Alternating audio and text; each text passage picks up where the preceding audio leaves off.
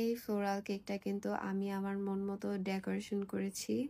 আমার customer just তার theme কালারটা বলে দিয়েছে যে অলিভ অ্যান্ড হোয়াইটের মধ্যে করে দেওয়ার জন্য। আর বাকিটা পুরো আমার উপর ছেড়ে দিয়েছে যে আপু তুমি তোমার মন মতো করে দিও। আর আমি এই যে এগুলো করেছি, সাথে ছিল 4টা কাপ কেক। হ্যালো এভরিওয়ান, যাদের বাজেট একটু কম এবং সুন্দর একটা হাইটের মধ্যে কাস্টমাইজ ডিজাইন করতে চান মিনিমালের মধ্যে, তারা কিন্তু আমাদের এই সাইজের কেকটা নিতে পারেন। এটার ওয়েট হচ্ছে 350 গ্রাম প্লাস, দ্যাট মিনস 1 পাউন্ড থেকে একটু ছোট। তারা কিন্তু এই কেকগুলো নিতে পারেন, খুবই সুন্দর লাগে এই কেকগুলো। যারা যারা মিরপুর থেকে আমাদের কাছে কেক অর্ডার করছেন এবং করতে চাচ্ছেন তাদের জন্য বলে রাখি, আমরা মিরপুর 10 এবং 11 মেট্রো স্টেশনে কেক ডেলিভার করে থাকি। আপনারা চাইলে ওইখান থেকে কেক পিক করে নিতে পারেন। যেহেতু কেক একটা সেন্সিটিভ জিনিস, তাই এটা ডেলিভারি চার্জও একটু বেশি, এটা আপনাদের বুঝে অর্ডার করতে হবে।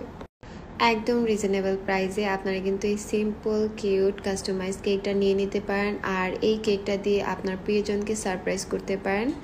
এটার ওয়েট হচ্ছে 1/2 পাউন্ড। আমার কাছে সবসময় সিম্পল মিনিমাল ডিজাইনই অনেক ভালো লাগে। আর এই কেকটা কিন্তু খুবই ট্রেন্ডি একটা কেক। আপনারা চাইলে আপনার প্রিয়জনকে এরকম কেক দিয়ে গিফট করতে পারেন। সো অর্ডার করতে এখনই আমাদের পেজ ইনবক্স করুন।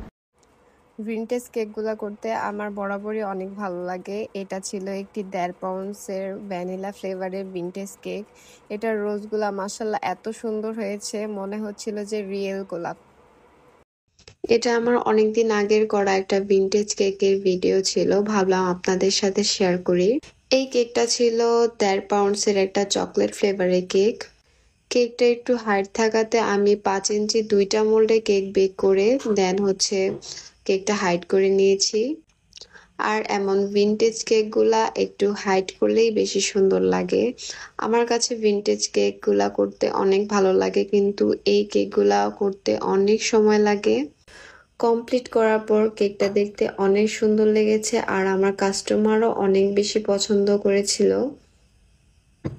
আমি পিকচারটা লাস্টে অ্যাড করে দিয়েছি।